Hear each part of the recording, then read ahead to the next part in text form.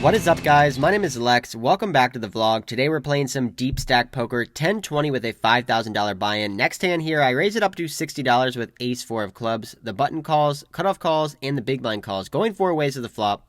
Queen 4-7, 2 diamonds, we flop bottom pair. When DQ checks to me, I decide to check and the action checks all the way around. The turn is the 5 of diamonds, doesn't improve our hand at all. We're just trying to get to showdown here. DQ checks again. I check and the action checks all the way around again. Going to the river, which is a 4, so we make trips. DQ now leads out for $250 in the big blind, a pretty big bet here, and I could be raising, but I have 2 other players behind me, and I'm also losing to all straights, flushes, and full houses. I do beat all 4s, but I think it's a little thin to put in a raise here, so I decide to just call. You gotta be good. I got 2 pair, but it's probably I call it. It's 4. Yeah, 250 there, right? 4. Oh, lucky river. You really were behind. I actually can't be trip force. We got a little lucky there to take down our second pot of the night. Next up, cutoff makes it 75. Button calls. I have ace queen in the small blind. This is almost always a 3-bet. However, the cutoff is a pro and the button is a recreational player. If I 3-bet here, the cutoff will most likely call and the button may fold, and I want to be playing pots with this recreational player. So I just make the call, go into the flop, which comes out queen high. I check my top pair, top kicker, and the cutoff bet's $100. The button pretty quickly calls, and I think this is a mix between a raise and a call. And on this super dry, unconnected board, I decide to just make the call. The turn is a 3. I decide to check. The cutoff now checks, and the button puts in a bet. He bets $300. This bet size is a little bit worrisome from this player, but he could be betting a weaker queen like this. There are some straight draws that got there like ace-5 or 6-5, and he could have turned to pair or maybe even flopped a set, but I have a pretty pure call here and evaluate on the river. We end up going heads up to the last card, which is a 4, so it ends up pairing the board. I think this opponent's going to check back all queen X hands on the river, and if he has a straight or a full house, he's going to bet big, probably $600 or $700, and I don't really want to be facing a bet that big, so I decide to mix it up here, and I put out a small blocker sizing bet here. I make it $325. This way I can get value from all queen X hands that I'm beating, and if my opponent has a full house or a straight, he will raise me, and I can just fold. Immediately after I put out this bet, the button says he does not like the river. He hates the fact that the board paired, so now I think he might have a hand like queen 3 or possibly queen jack or queen 10. I'm almost positive I have the best hand now that he's talking to me and he's tanking. I don't think he'd be doing this with a straight or a full house. He ends up thinking for about 30 seconds and decides to put in the chips. I show ace queen for a top pair, top kicker, and he shows ace 5 for a straight. He said he was worried about the full house, which is why he just called, so he ends up taking down this pot. That was a pretty unfortunate run out there, losing most of our profit. Now we're stuck a couple $100 on the session. Moving on to the next hand where DQ opens it up to $100. I have ace jack suited on the button and I decided 3-bet. I make it $300. The action folds all the way back around to DQ, who ends up making the call, so we're heads up here to the flop in a 3-bet pot with ace jack of hearts here. The flop comes out queen 7-4 with all diamonds. This is not the board I was looking to see here. Whenever DQ checks to me, I decide to check this one back. We end up checking all the way down to the river, and my ace high ends up being good. Next up, DQ puts on the $50 straddle. This game is playing big. I have queen 10 of hearts in the hijack position. I raise it up. I make it $150. It folds all the way back around to DQ, who says, I'll make the call, but I'm playing blind, and I'm not going to look at my cards until you bet. So I think we have a pretty big advantage here. My opponent doesn't even know what he has. Going to the flop, which comes out queen 10-9 with 2 spades. We flop top 2 pair, but the board is pretty scary. There's some straights out there and also some flush draws that my opponent can call with. I decide to put out a bet. I make it $175, and now DQ finally looks at his hand. He looks at one card, looks at another card, and says, yep, $175 sounds good to me. He ends up making the call.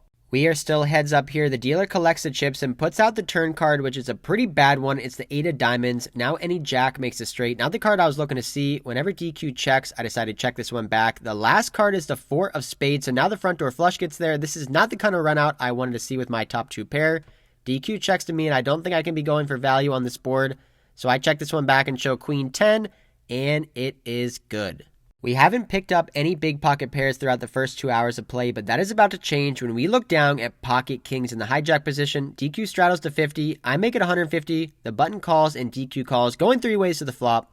9-7-4 with 2 clubs. Pretty great board for us. When DQ checks to me, I'm going to put out a bet, trying to get value from all straight draws, flush draws, and weaker pairs. I make it $225. The action is now on the button who watches the vlog, and given the fact that I raised so big pre-flop, I think his range is going to be pretty tight here, especially when he ends up making the call for $225 with DQ behind him. I'm pretty sure he has a hand like pocket 10s, pocket jacks, maybe ace x of clubs or queen x of clubs.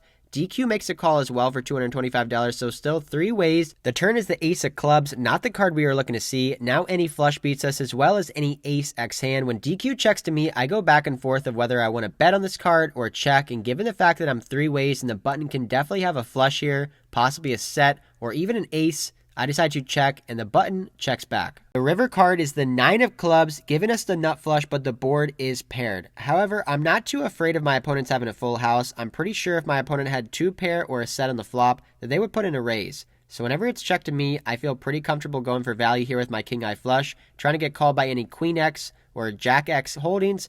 I think for a while, contemplate my options, and put out a pretty big bet. I make it $675.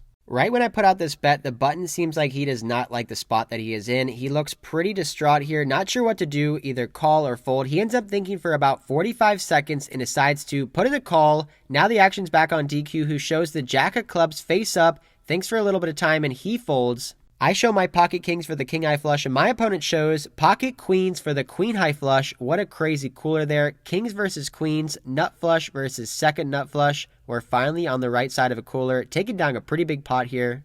After about 3 hours of play, it's pretty smooth sailing here, up about $2,000, sitting on a $7,000 stack. Getting back into the action here, there's a raise to $50 and 2 calls. I look down at king, queen of diamonds in the big blind. I think it's a pretty good spot to put in a 3-bet squeeze here. I bump it up. I make it $300.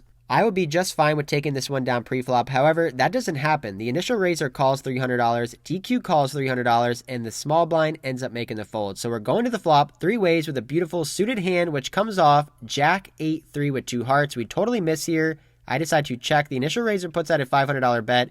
DQ folds, and I fold. About 30 minutes later, the cutoff raises to 75. I have king 9 of hearts on the button, and I decide to 3-bet. I make it $225, folds all the way back around to the cutoff, and he makes the call. The flop is jack 8 deuce with 1 heart. I don't think my opponent's going to connect very well with this board. He shouldn't have any 2 pairs like jack deuce or 8 deuce or even jack 8 whenever I 3-bet and pre-flop, so I continue to bluff here. I put out a bet of $150, looking to continue to bluff on any queen, king, ace, or heart on the turn. My opponent thinks for about 10 seconds and makes the call. The 4th card here is a deuce. We didn't pick up any extra equity, but I think this is a great card to continue to barrel on. I don't think he's going to have any deuces in his range, so whenever he checks to me, I think if I bet big here, I can get him to fold basically everything but a jack. So I settle on a pretty big bet here. I make it $350, really trying to put pressure on all of my opponent's 1 pair hands. We are looking for a fold here. However, that does not happen. My opponent thinks for about 20 seconds and makes the call. We were looking for a fold. Unfortunately, my opponent ends up making the call. We might put in a big triple barrel bluff depending on what the river is. The last card is a 9, giving us a pair, and I think this is a card that we don't really need to bluff on. If my opponent has a hand like an 8, maybe 9, 10, or pocket 7s, we're going to be beating that hand now, and if he has a jack, he's probably not going to be folding to any river bet. So I think for a little bit of time, and I decide to give up, take my 9 to showdown, and I check. My opponent shows ace, jack of hearts for a top pair, top kicker. We were definitely not going to get him off that hand. We are now up stuck about $1,000, sitting on about a $6,000 stack before looking down at queen 9 of clubs in middle position. DQ has the $50 straddle on. I make it $150. The small blind calls, and DQ makes the call. So going 3 ways to the flop. Queen 6 deuce, we end up flopping top pair. When the action checks to me, I think a small bet is good here. I want to try to keep my opponents in there with weaker hands like pocket pairs, a 6, or maybe some straight draws. So I put out a bet. I make it $150. The small blind now instantly jams all in for about $650. When DQ folds, I make the snap call. I ask him if he wants to run it once or twice, and we settle on 2 times, so we're off to see 2 turns and 2 rivers here. JT 12635. Want to run a flush in the top? That was me. I had 10-5. Ace loose on the bottom. I have a queen. You good? Queen is good. Our queen 9 of clubs ends up holding up for about a $1,400 pot. This is a swingy session. We were up $2,000, then we were even. Now we're up a little over $1,000, leading into the last couple hands of the night.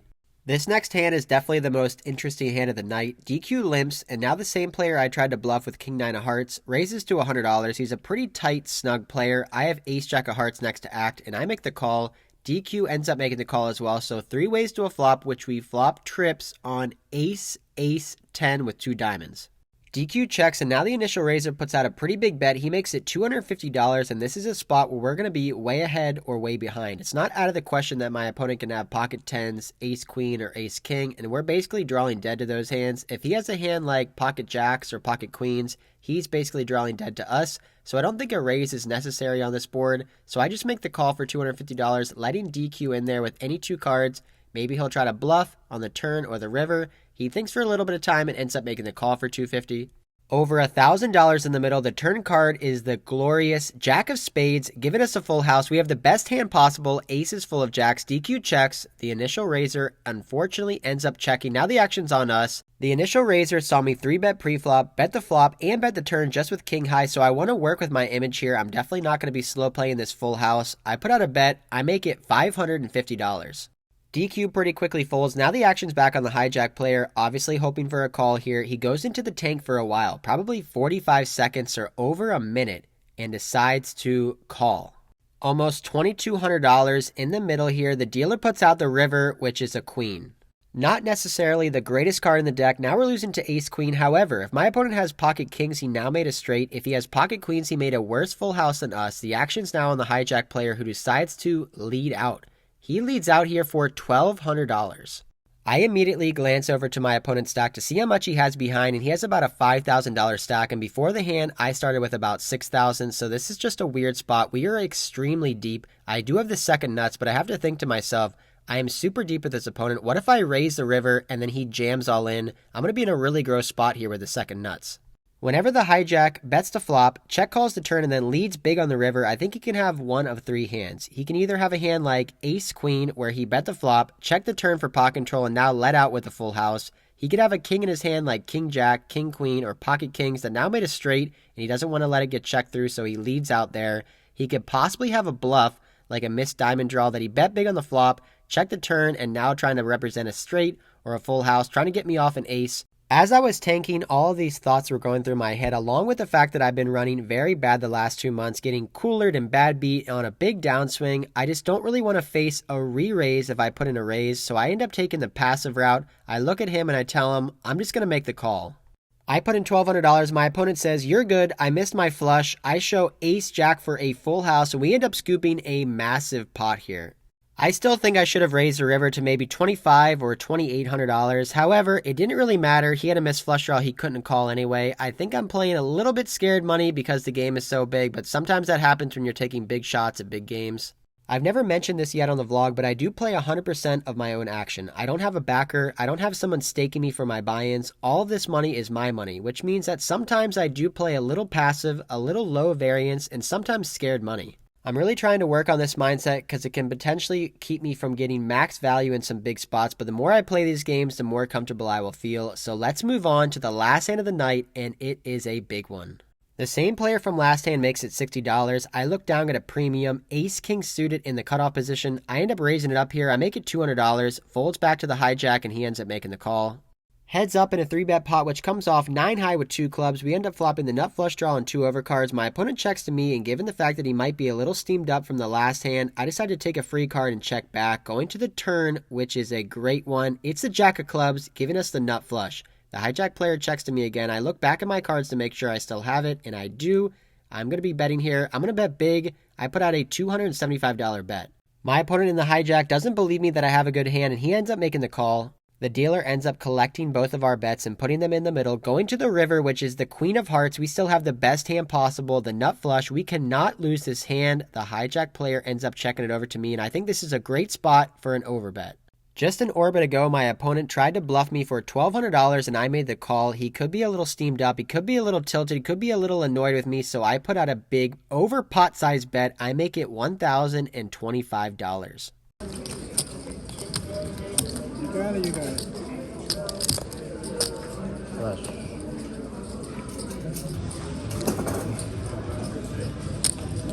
The hijack player puts in the call. We win 2 monster pots back to back at the end of the night. That is the last significant pot we end up playing. Our stack has grown to over $10,000 after 8 hours of playing. We end up racking up our chips, coloring up our chips, and heading out for the night.